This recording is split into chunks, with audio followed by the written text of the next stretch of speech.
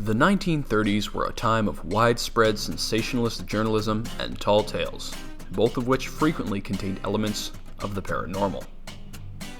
While numerous examples exist, there is one which stands out to me as being utterly and truly strange. Hello, my name is Captain KRB, and I am here to tell you the bizarre tale of Jeff the Talking Mongoose.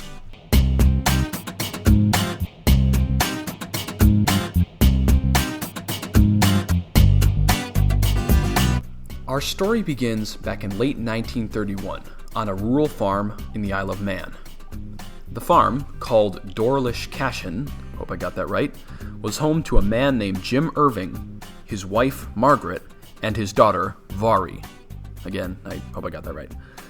Around this time, the family was struggling to make a living, and they were isolated not just physically, but also by their lack of equipment which would allow them to communicate over distances. The miraculous events started in September, when the family claimed to have heard noises from inside their walls, resembling blowing, spitting, and growling.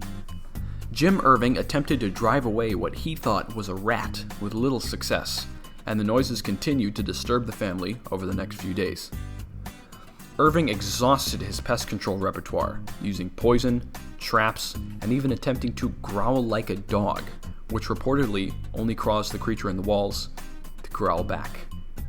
This inspired Irving to make a number of animal calls, which the creature readily repeated. Irving could even state the name of an animal, and the creature would make the noise nonetheless. Of course, this all paled in comparison to when the creature began to talk. Irving's daughter Vari performed the first test of the animal's speaking abilities, having it repeat nursery rhymes, which it did.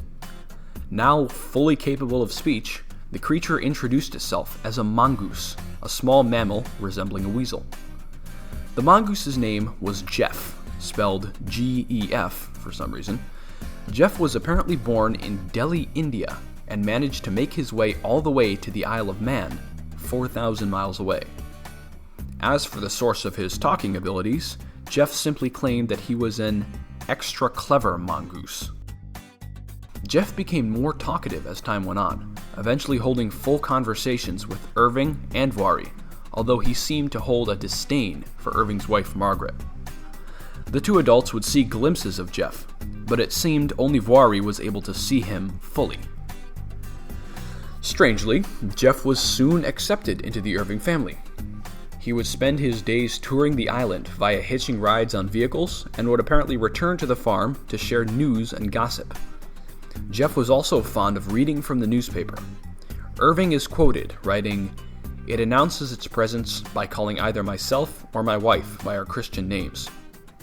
According to Jim Irving, its hearing powers are phenomenal. It is no use whispering. It detects the whisper 15 to 20 feet away, tells you that you are whispering, and repeats exactly what one is said. This was not all there was to Jeff, however. Jeff would regularly bring home rabbits to cook, which he claimed to have strangled to death. The family would give him food in return, of which bacon and sausages were his favorite. Jeff also developed a penchant for singing during his tenure at the Irving household. Among his small repertoire of songs was Carolina Moon, the Manx national anthem, some assorted hymns, Spanish folk songs, and Home on the Range. Apparently, when singing a particularly lewd song, Jeff was told by Margaret that he was no animal, to which Jeff responded by stating that instead he was the Holy Ghost. By this point, it seemed rather clear that Jeff was not simply an extra clever mongoose, but actually some type of malevolent spirit. Jeff would purportedly grow enraged at a moment's notice, insulting the family members, breaking into rooms, and pelting Margaret with stones. It was at this time that Jeff became somewhat of a local celebrity, with several newspapers reporting on him, with tones ranging from sympathetic to mocking. Irving managed to get the attention of Harry Price, a psychic researcher, although Price could find no evidence of Jeff's existence. Price published a small book several years later that did not substantiate any of their claims. And so, in 1936, the Irving family left Dorlish Cashin to return to the mainland, and despite his impressive hitchhiking skills, Jeff did not follow them there. The house's next resident also found no evidence of him to speak of. That was until 1947, when the new resident managed to catch and kill a strange animal which seemed halfway between a ferret, a stoat, and a weasel. Was this just an ordinary mongoose? Did Jeff really meet his end in 1947? Did he even really exist to begin with? We may never truly know, thus ending the strange, eventful history of Jeff, the talking mongoose. Thanks for watching.